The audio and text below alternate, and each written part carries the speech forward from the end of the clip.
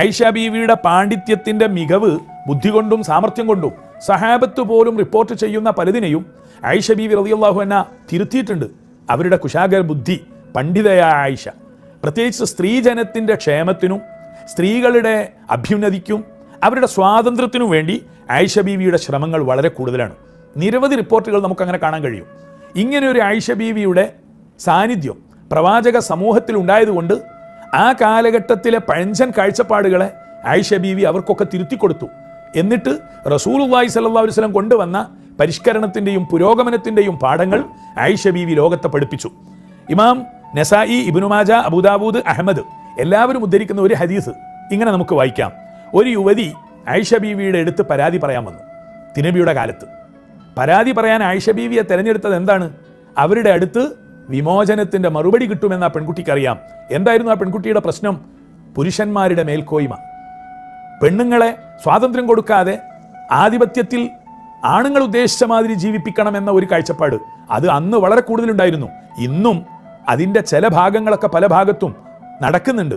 എന്നാൽ ആയിഷ ബീവി റളിയല്ലാഹു അൻഹായിലൂടെ റസൂലുള്ളാഹി നമ്മെ പഠിപ്പിക്കുന്നത് സ്ത്രീയുടെ സ്വാതന്ത്ര്യമാണ്. എന്തായിരുന്നു വിഷയം?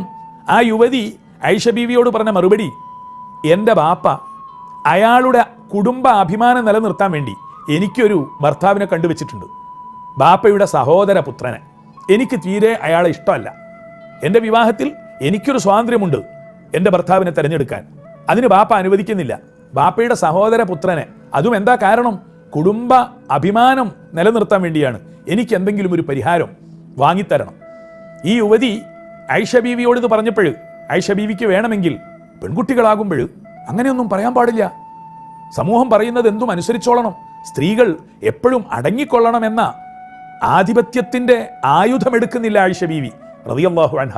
ആയിഷ ബീവി പറഞ്ഞു, മോളെ ഇജ്ലിസി ഹത്താ യഅതിയ റസൂലുള്ളാഹ്. റസൂലുള്ള വന്നാൽ ഇതിനൊക്കെ പരിഹാരം ഉണ്ടാവും. നിനക്കിഷ്ടമില്ലാത്ത ഒരു ചെക്കനെ നിന്നെക്കൊണ്ട് കെട്ടിക്കണമെന്ന് കുടുംബക്കാർ നിർബന്ധിച്ചാലൊന്നും റസൂലുള്ളാഹിക്ക് അത് ഇഷ്ടമാവില്ല. അതുകൊണ്ട് നീ കാത്തിരിക്ക്. അങ്ങനെ റസൂലുള്ളാഹി വീട്ടിലേക്ക് കയറി വന്നപ്പോൾ വിഷയം അവതരിപ്പിക്കുന്നത് ആയിഷ ബീവി തന്നെയാണ്.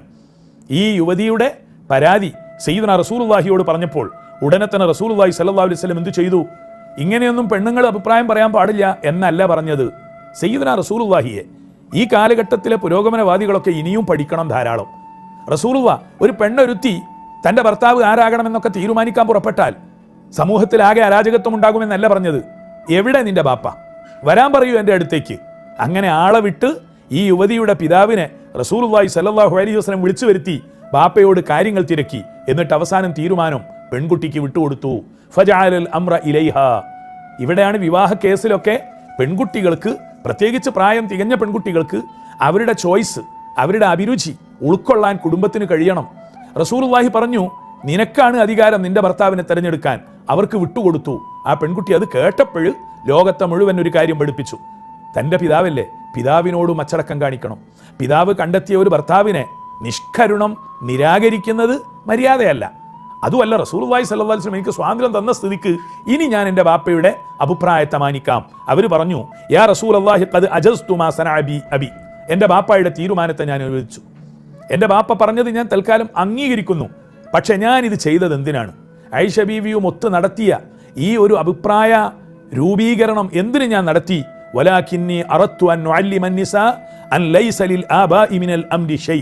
ലോകത്തെ മുഴുവൻ ആളുകളെ പഠിപ്പിക്കാൻ, പ്രത്യേകിച്ച് സ്ത്രീകൾക്ക് ഒരു സന്ദേശം നൽകാനാണ് ഞാൻ ഈ പരാതിയുമായി ഇവിടെ വന്നത്.